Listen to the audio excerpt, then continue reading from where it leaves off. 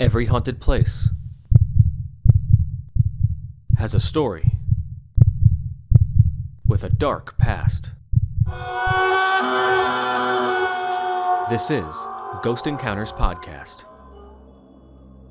Due to the graphic and violent things discussed on this episode, listener discretion is advised.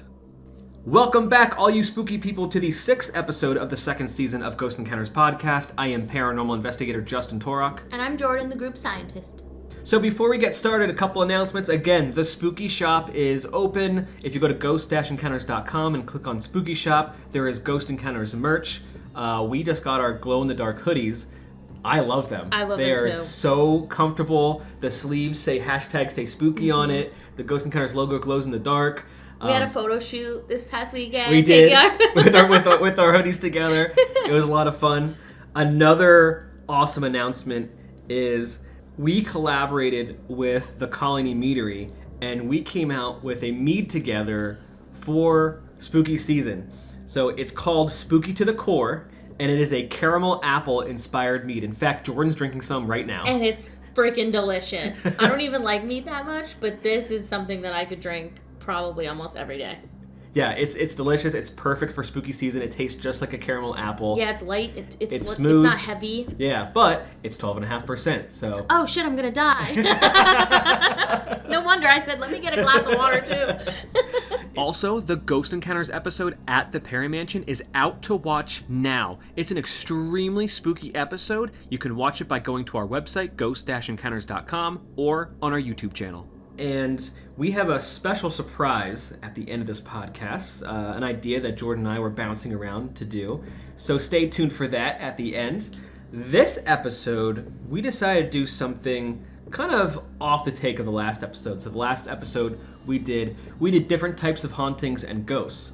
And there were some that we left out that we had in our list. So we decided to include those in this podcast episode specifically. And this one is an evil entities podcast episode. So Jordan has a very creepy evil entity to start us off with. Jordan, you researched Dybbuk's. So Dybbuk's are a malicious possessing spirit believed to be the dislocated soul of a dead person. That is twisted. Yeah. It supposedly leaves the host body once it has accomplished its goal, sometimes after being exorcised. So the word Dybbuk comes from the Hebrew word evil, which means the act of sticking, and is also derived from a verb meaning to adhere or cling. They have all those like Hebrew words and stuff like that written online, so you can actually look up the verbs. I would never be able to say them myself. So, in Jewish folklore, a Dybbuk is a disembodied human spirit that, because of its former sins, wanders relentlessly until it finds a haven in the body of a living person.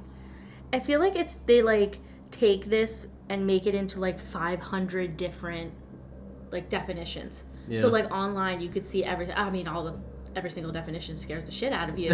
But I mean, they have so many different ways of explaining what a Dybbuk actually is. But basically, it is the spirit of something that was a human, and it is trying to attach to a human again. Yeah.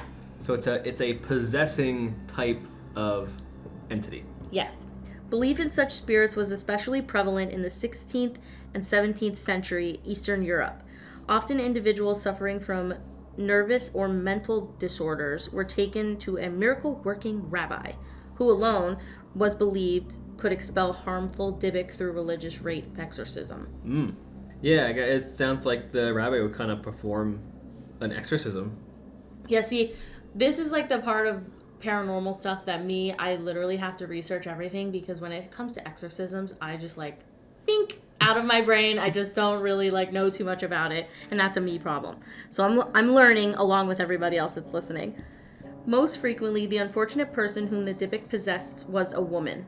The image of a Dybbuk, usually male, penetrating her body is both sexual and an illustration of the doctrine of opposites, male and female, living and dead, pure and impure, all fused together in one human body. Jeez. Of course, today we talk about mental health, not in a way of like possession of Yeah. Dybbuk's and all that stuff. But in times gone by, possessions by spirits was a common way of explaining behaviors. Like I said in a previous podcast, like Right, in our exorcism episode. Yeah, So it's yeah. a way of explaining, seizures and all kinds of stuff. yeah, it's like religious coping. Yeah. Jewish women believed to be possessed by Dybbuk's wouldn't have been treated any better in Christian society. They would have been condemned as witches. So like no matter what they would have done, either way you're basically screwed. Right. So it is no coincidence that between the 16th and 18th centuries, when fear of Dybbuk's was at its peak, the church burned to death between 300,000 and 1 million men and women condemned for witchcraft. God! Yeah, when I was reading all this stuff, I'm like, all this information is just too good not to put in. Like, That's it's a lot so of much deaths for this. Yeah, exactly. It's crazy. Exorcising a Dybbuk involved removing it from the body in which it had taken up residence and returning it to the world of the dead. The Dybbuk, of course, did not want to go. A dramatic, terrifying ritual is required and forces the spirit out of the body of the person. The ceremony was conducted in a synagogue in the presence of 10 men who had purified themselves through fasting and ritual immersion. They would all dress in white shrouds in which corpse was buried, wreathed in prayer shawls. So I'm assuming they had like those shawls around their necks and everything like that, with their head and arms bound with a sacred parchment worn in daily prayer. That means that they were extra protected. Yes, they were. Yes, they were. The exorcist would address the Dybbuk directly, listing the offenses that the soul had committed during its human life, which might include apostasy, the abandonment or renunciation of a religious or political belief, talebearing, which I had to Google, one that spreads gossip or rumors. That's what I've never heard that term means. before. Yeah. Okay. So suicide, murder, or ritually deviant conduct. The exorcist would both persuade and threaten the Dybbuk, which I would be scared to do. Right? Because, like, as much as I don't This isn't an fully entity you believe, can just, like, punch away. Yeah, like, as much as I don't fully believe in, like, demonic possession and all this stuff, it's just, like, this is, like, really, they, like, really are taking care It's of a forceful way to go about it. Yeah, they're, like, covering all their bases before they go through this whole thing. And now, they're like, we threaten it. Yeah. we get it out of there. So with the Dybbuk fully aware of the trouble that it's in and it basically understands that there's a better place for it to go. Like, it knows that it's not going to be able to stay in this person's body. So it leaves the person's body and hopefully it ceases to exist. They want to believe that it goes to the underworld, wherever, but most times it could find another body. It's said to find like another host, whatever you want to refer to it as. It was imperative that the exorcist remain strong-hearted, displaying no fear, which, again, I would be shitting my pants. The spirit was to leave the body only between the big toe and its nail. Oh. Any other exit might cause permanent damage to the possessed person. That's a That's strange route to take. Yeah. Very specific. Yeah. Also, I feel like that would hurt a lot. Apparently Lifting your toenail hurts. Apparently it causes the least damage. Yeah. The spirit was to be warned with threats against entering anybody else. There is no place for the world of the dead in the abode of the living. So all this information was found in Harry Friedman's book, Kabbalah, Secrecy, Scandal, and the Soul. That sounds like a good book. Yeah, it would, like, I got so much information, and I know that it sounded as if I was reading off the paper. You're absolutely right, I did, because it was just so much. And I felt like you needed to add all of that stuff in here. Like, it's so detailed. They're so careful. And they want to make sure that they do this right. It's not just like they're grabbing a Bible and smacking you with it. Like, they're literally making sure that they're ready, you're ready, everything is ready. They have very, very specific tasks they have to do in order to get this Dybbuk out, and specific things that has to be done. For example, like the Dybbuk has to exit through the big toe underneath the nail. Like, that's, you know... It's very, very, very specific. Very specific. So, continuing on, we all know about Dybbuk boxes. Mm-hmm.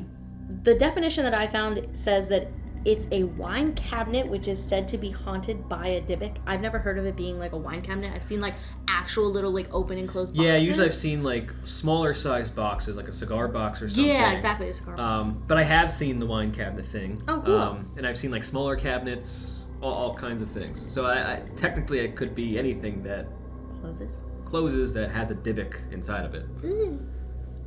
I was looking at some videos and stuff, like people actually sell these things online, and they're like covered in candle wax and you have to like break the wax barrier and everything like that. I'd be so stressed out. I'd be like, this is it. Like, I'm stupid. I'm gonna open this box. Remember we were watching an episode of Paranormal Caught on Camera? Yeah, I love that show. And we watched an episode about Dybbuk's, and this YouTuber decided to buy a Dybbuk box and open it for his YouTube channel just for the heck of it to get views. Yep. So do you remember he had this like box that was coated in wax on his table. Camera's looking at him, and he has a K2 meter, and the K2 meter is going off all around this box. Yeah. There's nothing underneath his table. Yeah. It's just going off, right? So then he gets that knife. As soon as he breaks the seal of that wax, the K2 meter stops.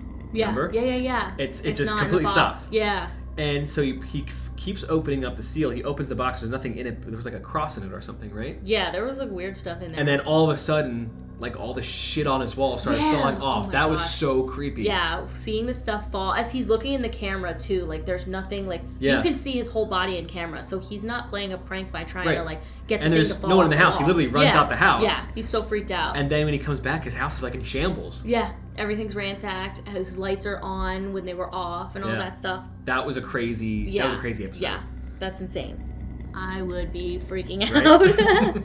The box was recognized when it was auctioned on eBay with like a horror story accompanied by it. So I didn't know that its inspiration came from the 2012 film The Possession. I've never seen that movie. I haven't seen that either, but now I have to watch it. Yeah. Now I feel like I need to. I got to.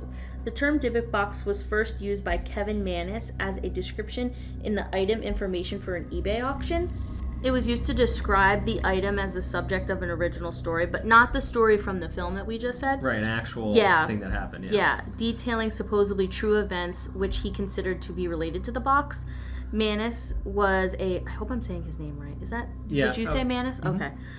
Mannis was a writer and creative professional by trade. He also owned a small antique and furniture business in Portland, Oregon. According to Mannis' story, he bought the box at an estate sale in 2001. It had belonged to a Holocaust survivor of Polish origin who had escaped to Spain prior to her immigration to the United States. Oh, wow. Yeah. The owner purposely sealed the Dybbuk inside of the box after it contacted her and her friends while performing a seance with a homemade oracle board. Is that a spirit board? That is a spirit board. Okay. Yeah. Another name for it is oracle board, but pretty much spirit board, Ouija board, same thing. Okay. Okay, cool. On opening the box, Mannis, which is stupid, so he opened the box. Right. He found that it contained 2 1920 pennies, a lock of blonde hair bound with a cord, a lock of black-brown hair bound with a cord, and a small statue engraved with the Hebrew word shalom, 1 dried rosebud, and a single candle holder with 4 octopus-shaped legs. Oh. And a small gold wine goblet. That's kind of weird. Wow. All of the items supposedly used in Jewish folklore to exorcise demons. Oh, wow. Yeah, interesting. That's a lot of stuff to have in this like wine cabinet. Numerous owners of the box have reported that strange phenomena accompany it. In this story, Mannis claimed he experienced a series of horrific nightmares shared with other people while they were in possession of the box. So I guess they all were having the same nightmares and stuff. That's crazy. Or when they stayed in the home, they also had, like when he had the box, his guests would have these nightmares. His mother suffered a stroke on the same day he gave her the box as a birthday present in October. Jesus. Yeah. Every owner of the box has reported that it smells of cat urine or jasmine flowers, and nightmares involving an old hag accompany the box. Ooh, that's creepy. Yeah, old hag. An old hag caught in your dreams. Scary. Jason Haxon, director of the Museum of Osteopathic Medicine in Kirksville, Missouri, had been following like blogs regarding the box, and then he bought it because he was so interested in it. Dumb. So he wrote a book, The Dybbuk Box, and claimed that he developed like strange health problems, including hives, coughing up blood, head to toe welts. Oh. Then his wife experienced like bloody, like weeping blisters. After coming in contact with clothing he wore during a failed containment attempt, so I'm assuming he tried to close back the box, and it didn't go right. His office also experienced the bursting of light bulbs. Upon removal of the box from the museum, Haxon had locked the box in the back of his truck, parking it in his home in the evening. Like, just like, get in there. Like, chucks this box in there. That's crazy that all of that stuff was happening all, like, around the same time that he brought this box into his life. So, like, how can you not think that it's the box? It's just way too much of a coincidence. So, Haxton experienced nightmares of the hag-like woman. There she is again. Yep, not unlike Manus' claims. The final straw for Haxton, while he and his son were watching television and his son noticed a black flame-like mass in the room with them. Yeah. Like, could you imagine? You're sitting there trying to, like, live your best life, watching TV, and all of a sudden there's this weird blobby black, thing. Smoky mass. Haxton consulted with rabbis to try to figure out a way to seal the Dybbuk back in the box again. Apparently, eventually it was successful. He took the freshly resealed box, and hid it in a secret location, which he will not reveal. Wow. Yeah. Like I said before, like, apparently these boxes are online to buy. I wouldn't buy one. I wouldn't. I don't suggest it. At your own risk. I mean, a number of them are probably fake just to get people to buy it, but it's still, I wouldn't risk it. Yeah. You really want that in your house? Hell no. Exactly. And online and shows, so many people talk about owning them and, like, opening them and scary shit happens, like we just said. Like we talked about the episode of Paranormal Con and Cameron. Like, I never realized how many forums and, like, blogs and everything you can find from this stuff. Like, because when I thought of Dybbuk, I didn't even know it was, like, a spirit inside the box. I just assumed that it was, like, something else. Like, when we watched that show and we saw Dybbuk box, he was opening it. I just didn't know that there was so much behind it. Yeah, there's a lot more behind it.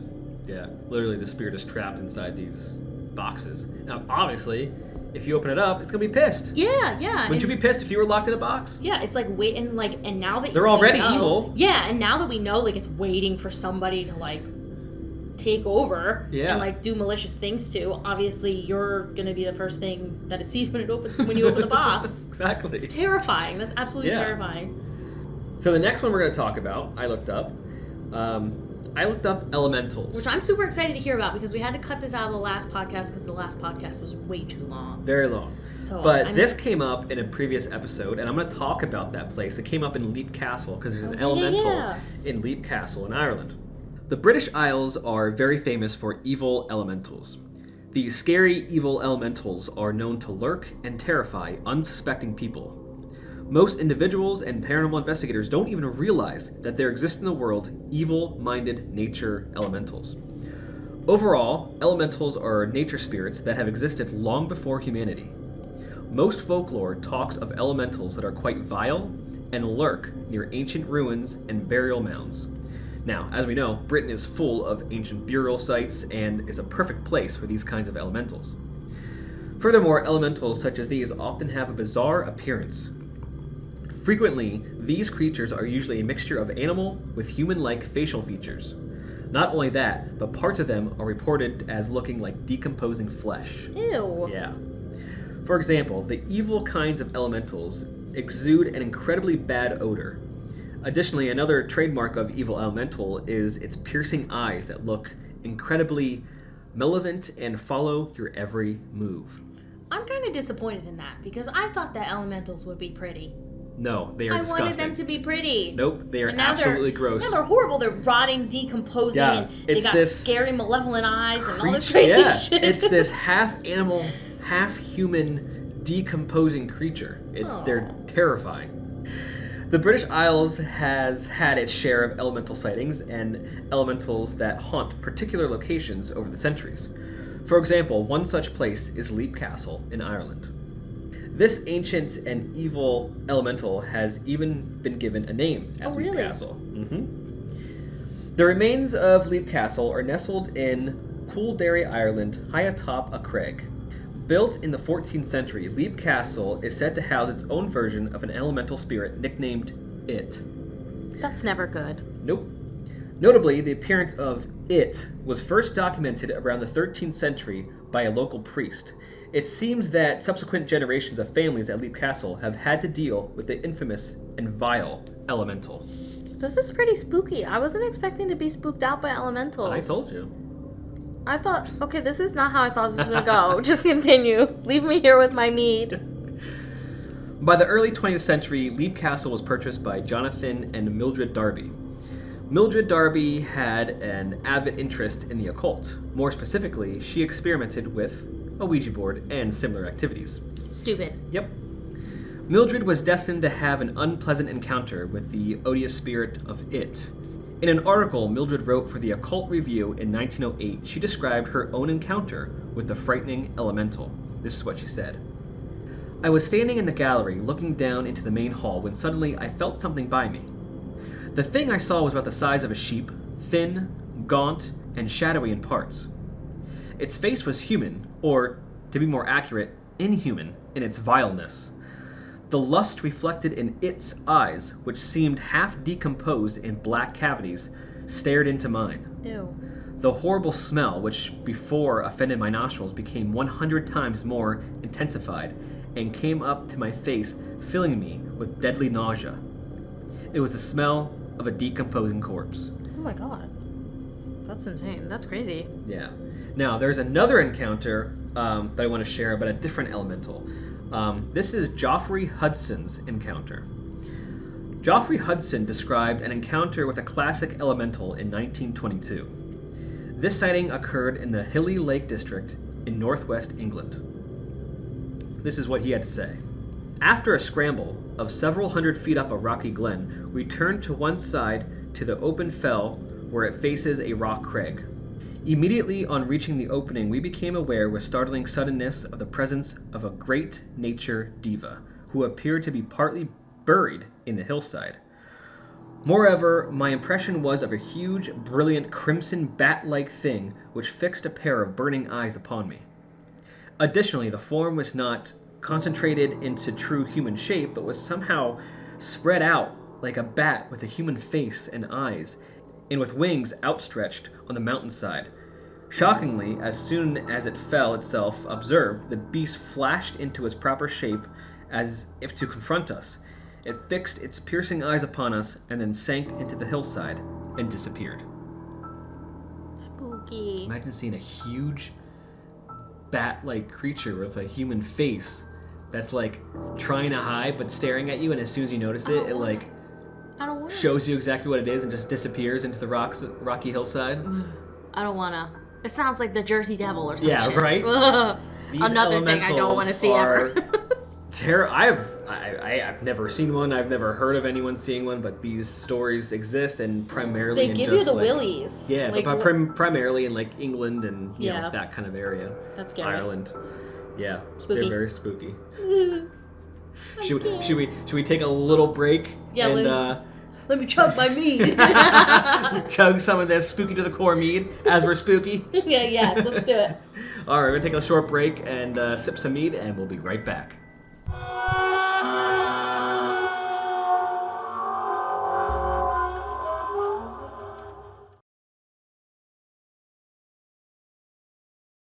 This episode is brought to you by the Colony Meadery. If you haven't tried mead yet, it's alcohol made from honey, and it's the fastest growing alcoholic beverage in the United States. It's all natural, totally gluten-free, and delicious. And one of the best meaderies in the world is right here in the Lehigh Valley. Heading into their 10th year this fall, the Colony Meadery has two locations, 905 Harrison Street in Allentown and 211 East 3rd Street in the heart of Bethlehem Southside. Stop in and try a flight of meads, grab some bottles or cans to go, and experience some of the best booze in the world.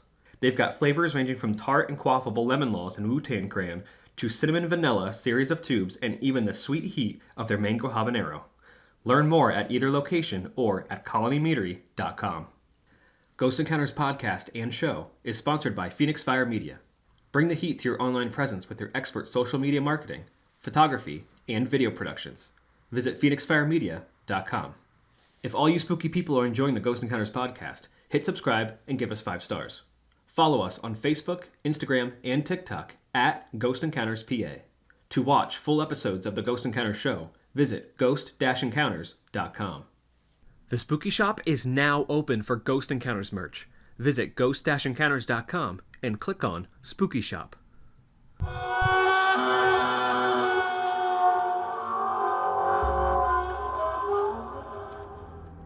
And we are back.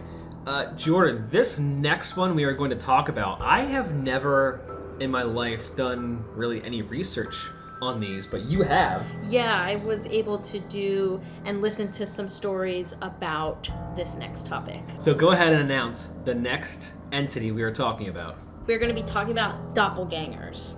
Boo! The only thing I really know about doppelgangers is that they're like a copy of you or something. Like we always refer to them like, oh my gosh, I saw your doppelganger today. Right. You know, it looks just like you. But there's these things that actually exist, and it's probably not good if you see one, right? No. We'll get to that, though. Okay. All right, here we go. So, doppelgangers are an apparition or a double of a living person. In fiction and mythology, a doppelganger is often portrayed as a ghostly or paranormal phenomena that usually is seen as a bringer of bad luck. Oh, that's not good. Yeah, here we go, down the bad luck little tunnel. Here we go. Other traditions and stories recall a doppelganger with an evil twin, which is what I see all the time when I'm in research. You yourself are a twin. Yes. So what was it like reading kind of about this? Like, eventually, as we go, I actually have something in my notes to bring up, but I can bring it up now? No, just bring it up when you have it. Okay. But I'm just curious, like, because doppelgangers are like a copy of you, yeah. a twin or something, but you actually are a twin. So it's like interesting to have you be the one I to know, and then they talk about this. like an evil twin, I'm like... I have other stuff that I have to say later in this podcast, so I'm just like, oh, it just creeps me out. The whole, like, doppelganger thing, like, and thinking that there's somebody else, like, or, like, a part of you out there just is so creepy. Yeah. So creepy. Because you can't explain that kind of shit. And in modern times, the term twin stranger is occasionally used. The word doppelganger can often be used in a general or, like, neutral sense, like we talked about, like, it's like slang, to describe any person who physically resembles another person. According to ancient legend, a doppelganger isn't just someone who resembles you or a twin with their own identity. It's literally a duplicate of you. Oh. Yeah. Many mystics believe that doppelgangers are supernatural creatures and their appearance in someone's life is almost never a good thing. There are real accounts of people seeing their doppelgangers and things almost never end well for them. Oh. So while I was researching extra hard for this podcast, I found this story, and it was really, really creepy. So, one popular story is when Abraham Lincoln saw his look-alike in 1860. What? Yeah, he supposedly saw his reflection doubled in a mirror with one face beside the other. Oh. He saw this 3 times, and his wife, Mary Todd, who we know was, like, really interested in like spiritual stuff. Yeah, was worried that the vision meant that he would serve 2 terms, but he would actually die before the end of the 2nd term. Well. Yeah, so basically he's seeing his doppelganger, reported seeing his doppelganger, and then turned up dead. Wow. Creepy. So here are some other things people believe about doppelgangers. So the first thing is seeing your doppelganger is an omen of death. Which I'm pretty sure there was a doppelganger like segment, like a little touch base on it in Ghost Adventures, where he said like if you run into your doppelganger, basically you're gonna die. Yeah. I think I did hear that in there too. Doppelgangers give malicious advice, so they supposedly attempt to purposely give you bad advice in any sort of malicious way. They might also try to plant sinister ideas into the victim's head. Scary. If someone else sees your doppelganger, they might be very sick. So it's a sign of like someone being ill. Your doppelganger is a ghostly double that lived before you did, which like gives you ideas of reincarnation, which is another big thing. That it's your spiritual double, which we already talked about. It is your evil double from the underworld. Oh. You know, evil twin. Yeah. Even a portrait of a doppelganger can be a bad omen. And lastly, it's a sign of an alternate universe. Oh, okay. So like you could get really deep into talking about right, because then now you're talking about universes intertwining and wow. Believe it or not, scientists say that statistically every person has roughly 6 doppelgangers out there in the world. Oh my god. So like we said, I'm a twin. So like me, my mind always goes to like, because I'm a twin, I already have a doppelganger, right? Like, you know, but like in reality, you could have, like me and Taylor could have other people that look exactly like us. Wow. That's terrifying. I think just 2 of us is enough. And then you gotta have... that just means there's more beauty in the world. Aww. You're so damn cute. Now my face is flushed. Now she's all blushing. I don't know if it's the what I said or the mead. Both. It's both. So that means that there are 7 people with your face, including you, out there. Doppelganger stories go back hundreds of years, so many stories can be found online. People have these crazy and bizarre experiences all around this subject. Yeah. While I was doing some research, I actually found it on Pinterest, which I thought was really weird. Okay. They have like a story segment that you can click on and open, and it's like a big blog. So I'm taking this directly from this link. The story goes, one night when I was 9 years old, I woke up around 3 a.m. and saw my mom standing in the doorway of my bedroom. Something wasn't quite right. Something about her was off. She looked pale and almost see-through. She was standing there in my doorway staring at the wall. "Mom?" I asked in a worried voice. She started moving towards my bed very, very slowly. And the whole time I was asking, "Mom, Mom, Mom?" But she never answered. When she finally reached the head of my bed, she reached out to me very, very slowly. And just as she was about to touch me, she suddenly vanished. I immediately freaked out and scrambled out of bed in a panic. I ran to my parents' room, and when I opened the door, I saw both of my parents lying in bed fast asleep. To this day, it still creeps me out, and when I remember that thing coming towards me very, very slowly. Wow. That's so, like, I couldn't even imagine. First off, I'm such a, like, I'll get startled so easily, and I'm a light sleeper. So, like, if I open my eyes and I see my mom or anybody standing near the room of my, like, door, at the end of my bed, anything like that, I'm jumping up out of bed. Yeah. Like, you're not startling me to, like, to stillness. Like, I'm freaking out. Whether you're there or not, I'm freaking out. So another story from the same blog goes, I was 10 years old, and I was playing hide and seek with my older sister in the backyard. When I finished counting, I started to look for her. I was surprised to find her crouching on the garage roof. Oh, that's a red flag. Crouching on the garage roof. She was just staring down at me and grinning from ear to ear. I thought it was strange and yelled at her to come down. She didn't move a muscle. She just stayed there grinning down at me. And then I heard someone behind me ask, "Who are you talking to?" I turned around and my sister was standing there. To this day, I have no idea who or what it was crouching on the garage roof. Our house is over 50 years old, and a long time ago, someone apparently died in a fire in that garage. You can still see the burn marks in the old wood. Oh my God, wow. I know that, like, when we were talking about doing this, like, in this podcast and talking about doppelgangers, you were like, are they, like, scary? Are they, like, creepy? I didn't know if they were and I was like, bad or evil or what. I see so many stories online about them, like, smiling sinisterly at you, and then you go outside and your mom's, like, picking flowers or some crazy shit, and, like, all that creepiness, or they're chasing you. There was a doppelganger story I read where this doppelganger chased the one girl out of the house. Yeah, insane. There's stories, if you really want to go down a rabbit hole, I know I say this in every freaking podcast, but literally doppelgangers, you could go down a rabbit hole and really freak yourself out reading stories. Yeah, I can imagine. Can't do it. That's creepy. So the next one I'm going to be talking about, I actually thought of this because someone I know starting talking about this to me is what made me think of it, and I will share that later on. It's kind of a little surprise at the end. Yeah, surprise for me for once. Yes. Yay. But I'm going to be talking about jinns. They could be spelled Jinn or Djinn. There's different spellings for it, but they're jinns. Muslim mythology includes angels and also the spirits known as jinns, which are described in the Quran to be able to interact with people despite being made of a smokeless fire. Jinns are known for having free will and for being either good or evil like humans. The word jinn comes from the Arabic jinn, a plural noun that means both demons or spirits, and also literally hidden from sight.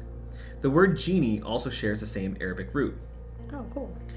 In common folklore, jinn are capable of assuming human or animal form and are said to dwell in all conceivable inanimate objects, like stones, trees, ruins, all kinds of things, and underneath the earth, in the air, and even in fire.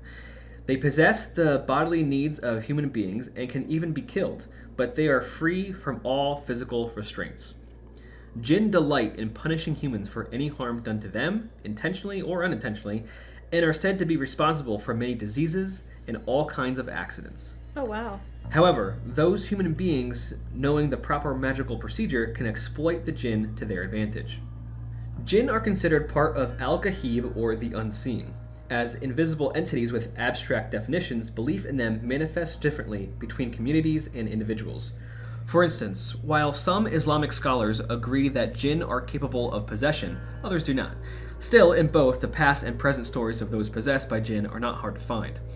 Exorcisms, which can involve reciting the Quran over a person or more rarely physically beating the jinn out of them, are performed in some circles on those thought to be possessed by jinn. Despite being condemned by mainstream Muslims, people who partake in the latter believe that the pain is not felt by the person who the jinn occupies, but the jinn itself. And while reading the Quran is a popular exorcism method, jinn links possession predate Islam. The Arabs of pre-Islam invented a whole set of exorcism procedures to protect themselves from the evil actions of the jinn on their bodies and minds, such as the use of beads, incense, bones, salts, and charms written in Arabic and Hebrew, or the hanging around their necks of dead animals' teeth, such as fox or cat, to frighten the jinn and keep them away. So these predate Islam. That's how far back these entities go. The two most famous jinns are probably the Muslim devil, Shaitan, and the jinn in Aladdin's lamp. Yes, actually, the genie from Aladdin is considered a jinn. Interesting. So the word genie comes from the word jinn. As we know, the genie in Aladdin is a kind of shape-shifting, smoky type entity that is living in a lamp. Interesting. And by rubbing the lamp, you are then exploiting the genie to your advantage to get 3 wishes, blah, blah, blah. This is where this all comes from. Oh, interesting. That's so cool. These are 2 powerful exceptions. Most of the time, jinns are portrayed as invisible tricksters who whisper, confuse, and change shape. Interesting. So I have a couple stories that people wrote about jinns. Someone said, one time my mother-in-law was sitting in her bed. She looked over and saw a woman sitting in the chair next to the bed with long, pointy fingers and a face with very sharp angles. She was so frustrated and annoyed with the jinns, they see a lot in their house apparently, and are no longer afraid of him, just more annoyed, that she reached out and grabbed the jinn by its wrists. Oh shit, she a baddie. She yelled, "Get out, I am tired of you, get out." It started to try to pull its wrist away and eventually tried to bite her hand because she wouldn't let go. She pulled her hand away before it bit her, and then the jinn vanished. Wow, what a toughie. Yeah, that was a bad bitch. She was ready to bitch slap that jinn. Done with it. She was done with it shit. Another story. At my boarding school, we had a few cases of bullying. In one instance, a bully broke a chain on a student's neck. As soon as that happened, the girl started to speak in a male voice while her body contorted in strange positions. It said it was a jinn and had traveled from a faraway place. Meanwhile, the bully's tongue swelled and almost prevented her from breathing. Long story short, the teachers were called into the room. Apparently, her parents knew and had gotten the chain for her daughters from a shaman to hold the jinn in. Oh my god. Right? Sorry. That creeped me out. Another story. This happened when my grandfather was Egypt's ambassador to Spain and was living in Spain. I was 2 years old at the time. My mother said she would see me standing by the staircase constantly talking to someone, and when she would put me to bed, I would stare out the doorway, say, "Tek, tek, tek, tek." Later on, my grandmother mentioned to my mom that she thinks I might be seeing spirits in the house. And when we were talking about it, my grandfather said that the TV in his room turned on and off sporadically, and sometimes could see shadows running across the balcony through the slits of the blinds. My grandmother said that it's known that little children and animals can see spirits, so when they saw me talking to something, they assumed there were spirits in the house, and I was the only one who could communicate with them. Another story. You know, I was excited to hear your stories, and now I'm starting to get freaked out. Another story.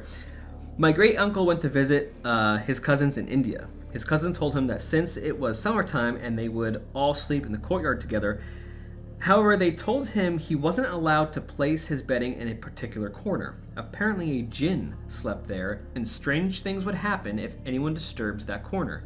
My great uncle said it was nonsense and decided to sleep there anyway. One night he woke up on the other side of the court. He laughed at first and thought it was his cousins who were pranking him and decided to sleep there again.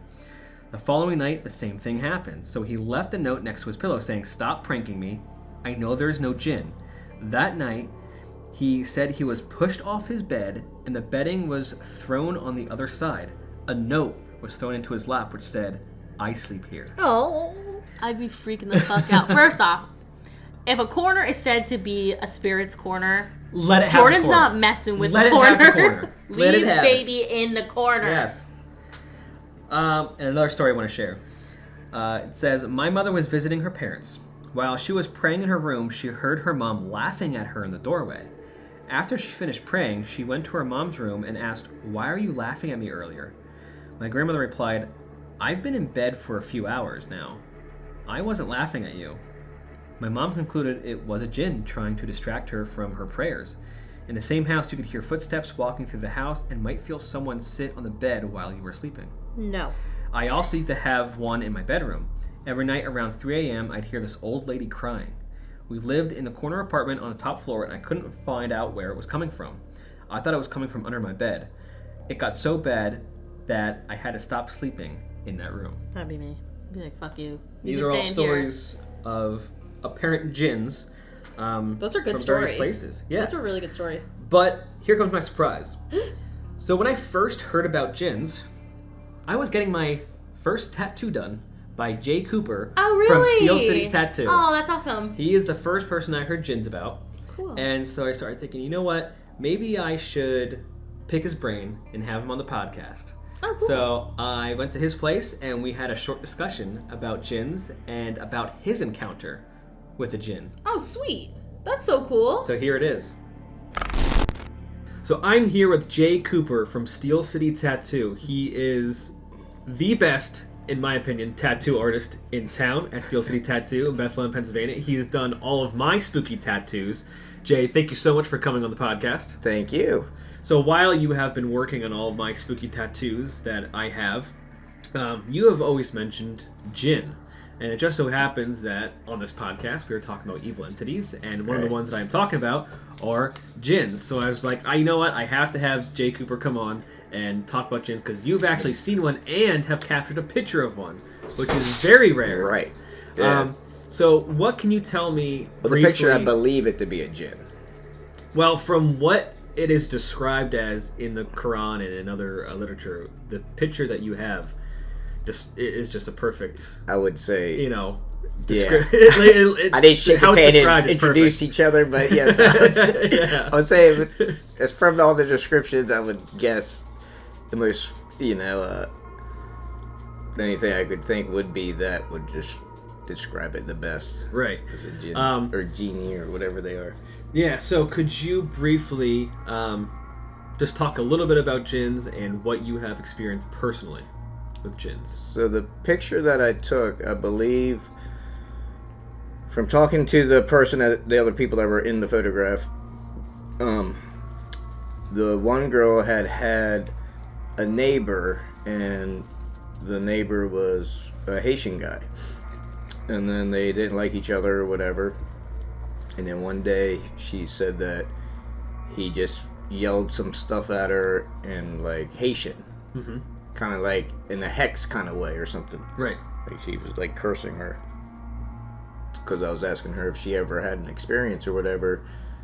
And she was going, no. And I'm like, are you sure you've never had any kind of like paranormal experience or anything? And she said that she had one time had woken up and she was like floating above the bed. So I said, well, that's probably an experience. Yeah, I would say. And then I said, well, what about this picture? What do you think? What does this mean to you or whatever? Right. And she said, well, I did have a neighbor and he had like cursed at me in Haitian or whatever. So then I was just looking into that, and the more I read about Haitian voodoo, or just voodoo in general, it all stemmed back to King Solomon, and then that's when I started finding out about the jinn and stuff like that. Right. Because most magic and magic practitioners, they all learn everything from King Solomon, or it's from his findings or whatever. Even Crowley used all of King Solomon's stuff to release the demons and stuff. So that's just what I deducted. Did any harm come to this person that's in the picture? I think that jinn, so just like all entities, I think the majority of them have a choice to be negative or positive. Yeah, I've read that in some research about jinns. They kind of are free-spirited entities. Free will. Right, free Some will fear God, entities. Some don't, just like humans. Right. But jinns even date back to pre-Islamic Arabia and have apparently been spoken into the ears of scholars and poets and things like that. And that's how they wrote their writings. They whisper. Yes, they whisper. I've had whisperings. Yes. Oh, yes. Really? Yeah. And it was weird. What did it say? I've had stuff where one thing I believe, and I've read on or whatever, and they say, so if you have no spiritual awareness, that's when a jinn or any kind of entity can just come and leave you. Right. And I feel like that's one of the major things that jinns do, especially like the mischievous ones. They go into your mind or whisper into your ear, and you think it's your own thoughts. Yeah, there's been a number of reports of jinns thoughts. whispering or jinns tricking people. Yes. Into things, or making them kind of go a little bit crazy. Yes. I think it was when you were giving me my first tattoo. You said you actually saw jinn in the air. I had seen. I was at my friend's house, and we were at his house, and we went outside, and I was just smoking a cigarette, and then he walked inside. And this was like, because before all, I started realizing like spiritual entities, I always thought it was aliens. You know what I mean? I always thought aliens was like, that's what's going on or whatever. But then once I had this experience, I'm about to tell you, that's when it kind of flipped, where I was like, oh, it's demons maybe. And then the demon thing went into, when I took the photograph, then it went to the jinn thing. But anyway, I was outside, it was Ocean City, Maryland, and I went out on the deck, and I was smoking a cigarette. He walked inside, and I was looking at a star, but in my mind, and this is what I never told him at the time, is that in my mind I said, I haven't seen anything in a while. And then that's when this thing actually appeared. It was so weird. And it was about this size in the sky, and it was right at the star I was looking at. So at first I thought it was like a pelican or something. So we're at the beach, and sometimes there's big pelicans that fly. It's nighttime though, so I didn't know. And I'm looking at it, and then it's kind of coming towards me, and it's getting a little bit bigger, and it's kind of like oval shape, but it also looks like it's like writhing or shape-shifting or something. Okay, as jinn are said to do. Right? Interlocking type thing, right? And it's kind of, so it's starting out like this, and it's kind of making this arcing left to right arc. And then as it's doing that, I'm just going, what the fuck is that? And I'm starting to really freak out. Yeah. But it's like that typical thing, like in a horror movie, we're just like staring at it. I think could have just chopped my head off. I don't even know what it was. And then it makes this banking flying turn, and it wanted me to see it. It was so weird. And as it banked like that, it kind of banked like this, and it was probably from here to, I don't know, maybe where that heavy bag is there hanging, maybe 10, 12, really close to me. And it was, I don't even know how wide this room is, maybe 12 feet or so. And as it flew over top of my head, it made no noise or anything. So typical to like a UFO type thing, you know what I mean? Right. But the only difference was it had this torn like Reaper's cloak on it. Oh, that's cool. It was so terrifying. And I'll never forget, it was like a slow motion in a movie. Like as it just flipped. So that it wanted me to see that it was like this, had like a cloak on. It was so crazy. And then when it did that, I was like, what the fuck? I screamed, and I ran inside. I was like, there's something in the sky. And then my buddy gets up, and he's like this kind of like, real realistic in the reality type person. Doesn't believe in ghosts or nothing like that. Is in the hip hop kind of like that kind of guy. You know what I mean? Yeah. Nothing, whatever. But he was just like, what? And he gets up, and he runs outside. And he's like, where? And I just point, and I was like, what does it look like? Because I couldn't even understand what I was looking at, you know what I mean? And he just goes, it looks like a flying metal Batman. Like it was transforming. That's weird. Yeah, it was so bizarre. That's crazy. Yeah, like it started to make the shape of like a ship. It's the craziest thing ever. And then we just watched it until it like flew, out of That's sight. nuts. Yeah, it was really crazy. But Wow. I'll never forget that image in my head, and it's always kind of like made me realize at nighttime anything could be flying over the top of my head. Yeah, right. I can just, like, I don't even know, you know what I mean? Like straight up horror movie type stuff. He's so funny. So he actually so that's his story about seeing a djinn in real life in real time. Yeah. And he actually even captured a photo Stop. Get the of hell a out. djinn. But he tells me that this girl that he knew, her neighbor kind of like hexed her. Oh, And shit. he took this picture, and it's definitely what a djinn freaking is described as to look like. I'm going to show you this picture right now to see your I'm reaction. scared. I'm scared. Ready? I'm scared. I'm not ready. Okay, I'm ready. Oh!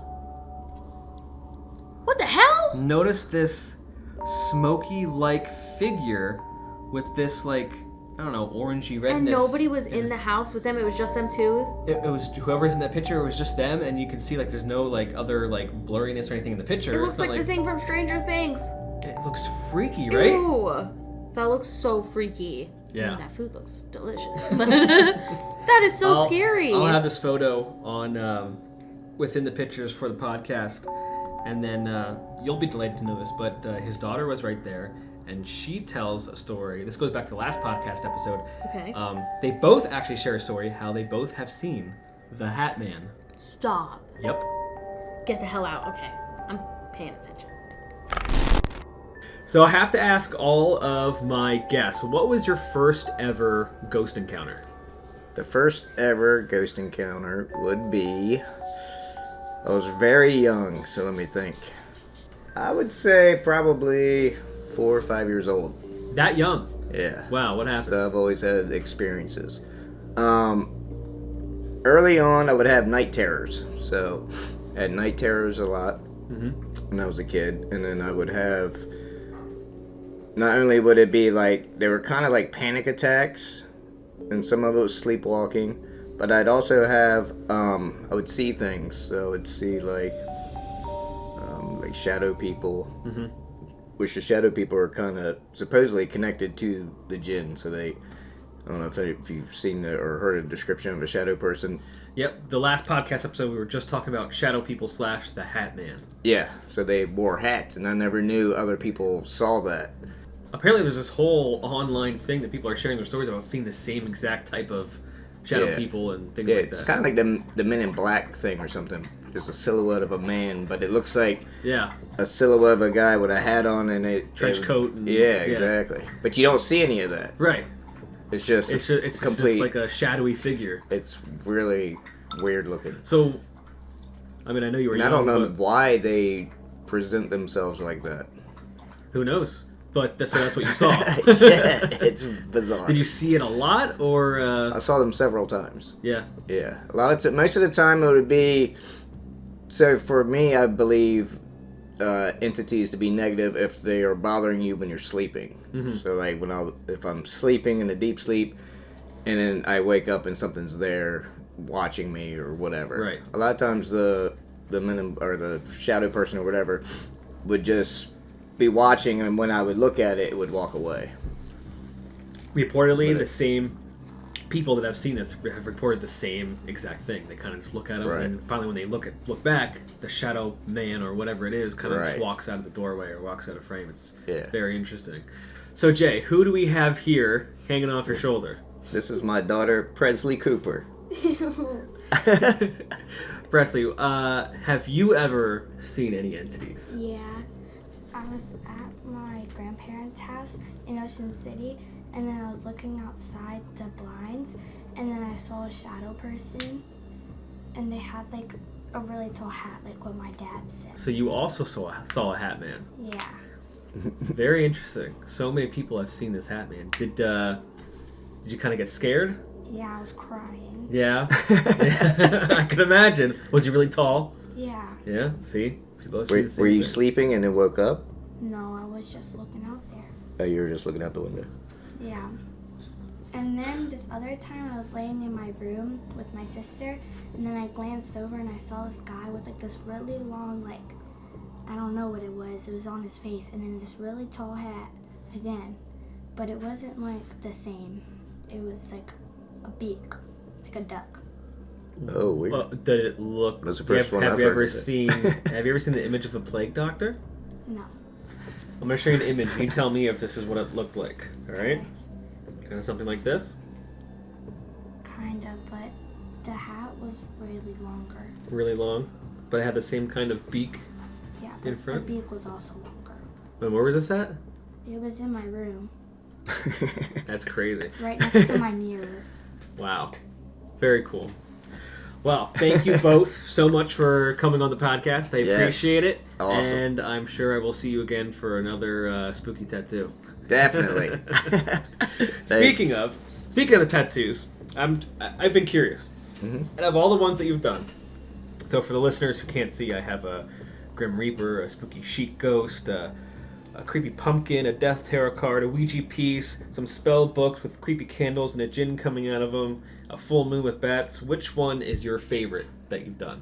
My favorite has Yeah. got to be the last one Yeah? with the jinn. That's yeah. okay, very good. So it's the spell books with the candles Yeah. and the jinn coming out of them. Yeah, it's awesome. Yeah. I really like that. Everyone needs a pet jinn.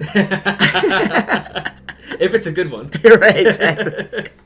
Or if it's a bad one, you just stick it on someone else. That's what I think. That's what makes you a great tattoo artist. Is that you kind of you put your own Right.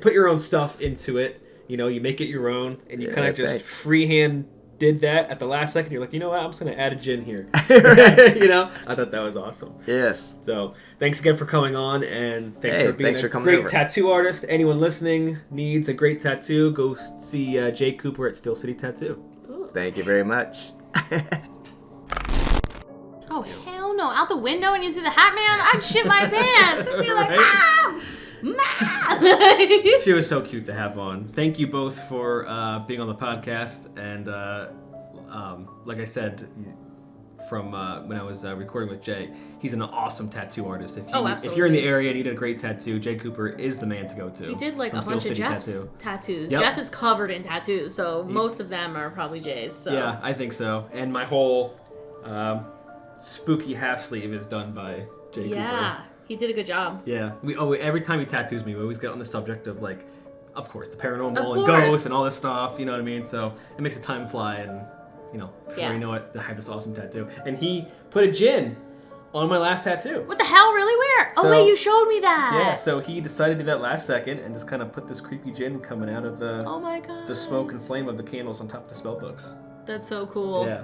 Yeah, it was awesome to have them on the podcast. I knew you'd be surprised. I know, I was and super excited. surprised. I didn't think you had a I had no idea you had a picture. I had no idea you had like formal interviews with both of them. Nope, it was a huge surprise for you because I wanted you to be shocked and spooked. Yes, I was spooked. That picture spooked me to the core. Speaking of spooky, this was mainly Jordan's idea, but we were kicking around the idea of having fans write to us to share their own spooky stories. So before the end of the podcast, on each episode, we're going to have spooky fan stories. You can email GhostEncountersStories@gmail.com and submit your stories. You can message us on social, whatever's easier for you. And we can put that link in. Yep. We can put that email in the. That Episode. email will be in the episode description. Awesome. And Jordan, I think you should start us off with our first spooky fan story. I will. All right. So, the spooky fan story I got from one of my friends from work, who I previously used to work with, my good friend Abby, whom you just met. Yes. So She's so funny. Abby and Justin are so funny together because they literally like. It's almost like a rap battle of jokes and riddles. So they will send one and then the other one will send one back, and it's almost as if like who's gonna die off first, and it's so hysterical. They get along fantastically, and they've only met in real life once. It's hysterical. So so this will be her spooky story. So Abby, I hope you're listening. I know. I know she's listening. Oh, she definitely is listening. Who am I kidding? She's a super fan. Yeah. All right. So Abby's story goes, okay, so when I was in like middle school, maybe even high school, something like 7th, 8th, or 9th grade, my friends and I from the neighborhood spent an entire summer addicted to the Ouija board. Oh no. I know. This is going south. She real knew quick. I was going to say that she was stupid, too. So we would literally sit, even outside in the daylight, outside my parents' house, and play with this thing like every single day. Starting off with us asking stupid, immature questions, and then gradually got more intense than just yes or no questions. And it would start delivering us random messages. Oh, no. So one of the friends that would play with us was super into crystals, witchcraft, and tarot cards, stuff like that. At first, which I like, it's just so funny. Like, why do witchy people have to be into crystals and tarot cards? Like, it's so funny. They have like this little like. Don't even. You have a tarot card deck, and you would read us our tarot cards. I do. I like reading Yes. tarot cards because it's interesting. But like crystals, like what? You want me to put a crystal on my forehead? No, but you know what? I wear specific crystals when I do investigations to protect myself. I know so that- entities don't attach to me. I don't want to bring them home. Also, our Stay friend... where the fuck I'm investigating. Yeah, exactly. Also, our really close friend Bree, she did an investigation with you at the Sun Inn. She held and crystals the she whole had crystals. time. I remember in the blooper footage, she literally dropped a crystal and she's like, It was I'm sorry, so that was my loud. crystal. All right, anyway, back to the story. At first, we thought she was moving it, like, so she means that, like, moving the planchette. Yeah. And trying to freak us out and to try to get us interested in the stuff that she was into because we really weren't into that kind of stuff. One day, we started talking to this spirit who identified herself as Gretchen. She didn't give us too much information about herself, like age. She just said she was a young girl. So we never thought she was our age, but we still were suspicious that it was our one friend, the witchcraft Right, who was lady. doing that. Yeah, who was doing this. There was a day where the friend couldn't come and hang out with us for some reason. So we got the board to see if it still worked, and sure enough, it did. Oh. We still got responses from this spirit, Gretchen, and eventually we immediately were just like, we want to talk to Gretchen and summon her again. Imagine being like a greedy little kid, like, I want to talk to Gretchen. This probably went on for a solid month or two, and she would answer our questions, but sometimes she would send us somewhat dark messages. Nothing violent or anything. Again, I'm just remembering this now off the top of my head when I realized you would be interested in hearing this story. I just remember it being weird messages and all of us staring at one another a couple times wide-eyed. We're all stupid enough to ask this spirit if she was real, and how do we know if she is real? So she wrote out this long number, and we all were like, is this a phone number? She said, yeah, it's my phone number, call it. And we're sitting there hell like, no. what? I could imagine Abby being like, get the fuck out. No way. So they were like, what? How are we going to be able to call it since this was a dead spirit? An entire week went by and we got the balls to call the number. So we let our one friend, who was into the tarot cards and crystals and stuff, call the number. I just remember her getting the old school cordless phone that couldn't be far away from the house since it would get all the interference because it had to be by its base. Remember, cell phones weren't a thing then. I remember her calling the number and pretending to be PPL and using this horrible British accent in case it was someone we knew, Right. so that they wouldn't recognize her. We really thought it would be nothing, and they would say, nope, no Gretchen here, sorry, wrong number. But we got this older lady, and we asked to speak to Gretchen regarding her PPL bill. This lady goes silent, and we thought she hung up, but she loudly said, who is this?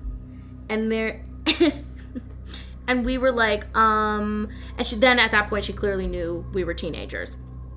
And she is like, what do you want with Gretchen? And she got really nasty, and we could hear her yelling through the phone with us standing next to our friend who was on the phone with her. She went on some tangent that was barely coherent about Gretchen being her dead granddaughter, and she was demanding to know who we were and how we knew her. I think she kind of assumed that we sounded around the age of her granddaughter when she died.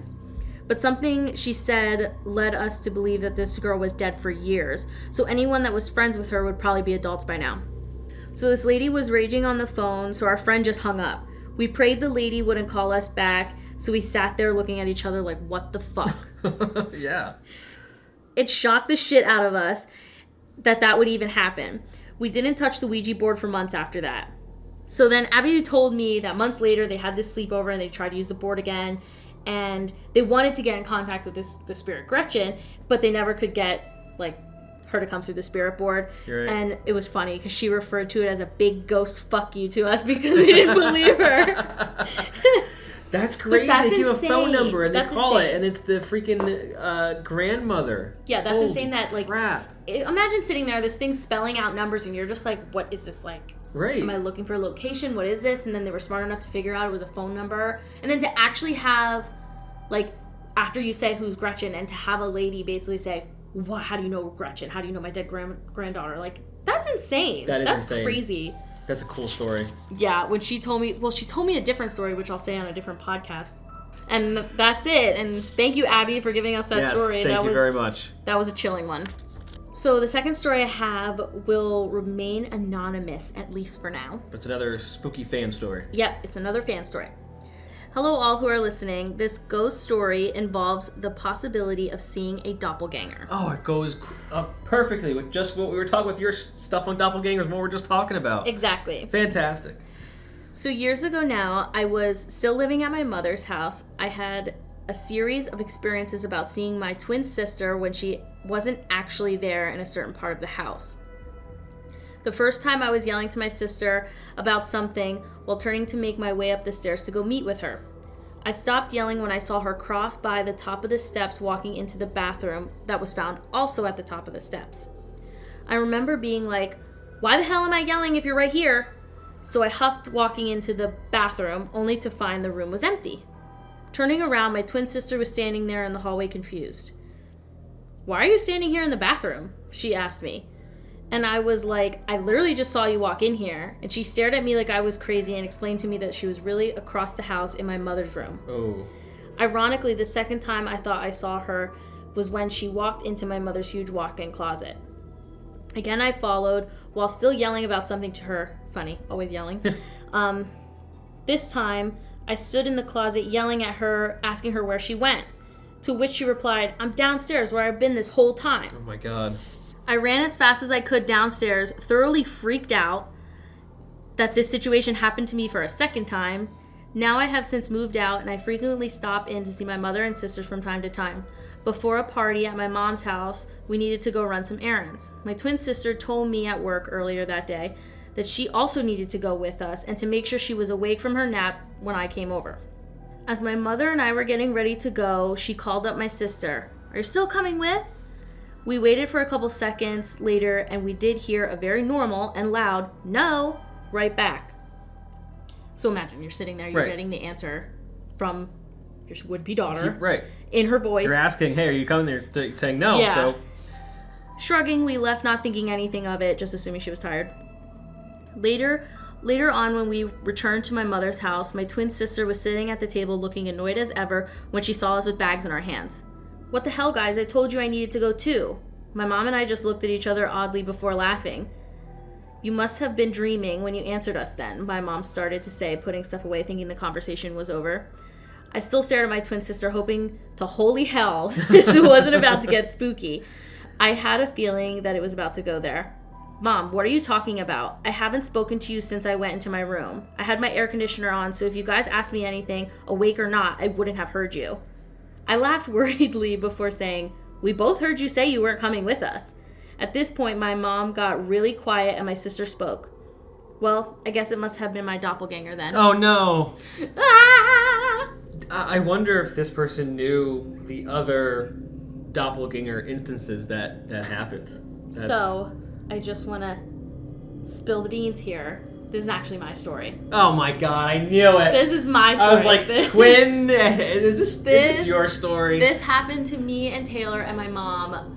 Well, it happened to me and Taylor a couple times, and then my mom, this was actually right before our Shark Week party, where we heard Taylor literally say, "No, I'm not coming with recent. you." Yeah, "No, I'm not coming with you." This was this summer. So he came back. Taylor was pissed at us. Taylor was like, "What the fuck? Like, you told me that, like, I'm going with you. I need my shit for this party."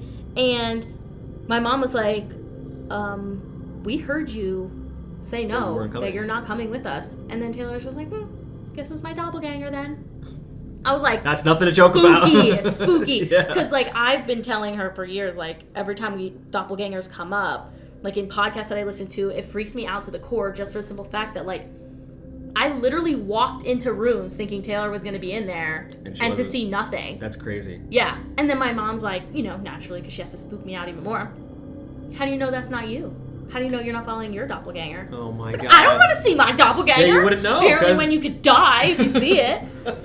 So yeah, those are my 2 spooky fan stories. I Those just wanted to are- throw a little fun one in there. That Those was are mine. great. I love that you have your own with doppelgangers. That's fantastic. Abby, again, thank you for sharing your spooky story. Again, everyone listening, please send in your spooky stories for us to share on this segment of the podcast. Email GhostEncountersStories@gmail.com. Thank you all so much for listening. We greatly appreciate you. And we can also leave the stories anonymous. Like if you don't Yes, want your if you don't name want your or your name or location or anything in there, You just as long as you remain specify. anonymous. Yeah, you have to like literally say, I prefer to be anonymous. Maybe refer to yourself as like an initial or something like that so that I know that you want to be anonymous.